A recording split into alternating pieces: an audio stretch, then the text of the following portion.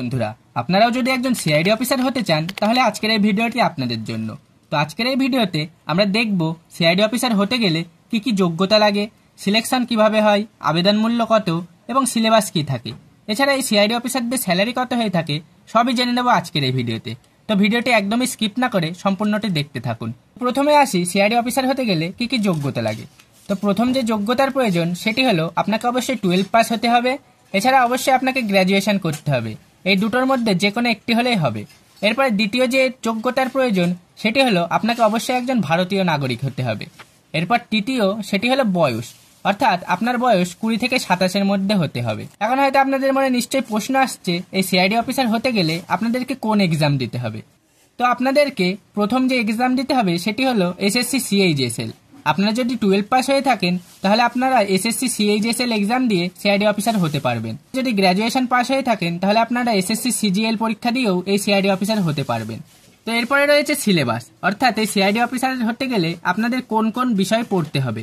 তো প্রথমে রয়েছে জেনারেল অ্যাওয়ারনেস বা জিকে অর্থাৎ সাধারণ জ্ঞান। এরপরে রয়েছে ম্যাথ অর্থাৎ অঙ্ক। এরপরে রয়েছে জেনারেল ইন্টেলিজেন্ট বা রিজনিং।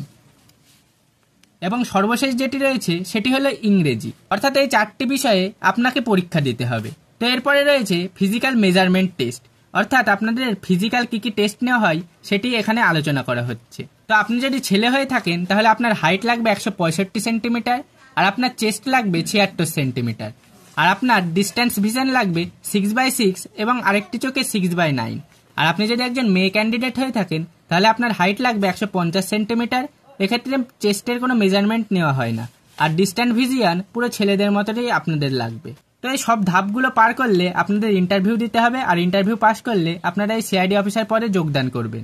তো এখন হয়তো আপনাদের মনে নিশ্চয়ই প্রশ্ন আসছে, এই সিআইডি অফিসার হলে আপনাদের স্যালারি কত হবে। তো আপনাদের মিনিমাম স্যালারি হবে 35,000।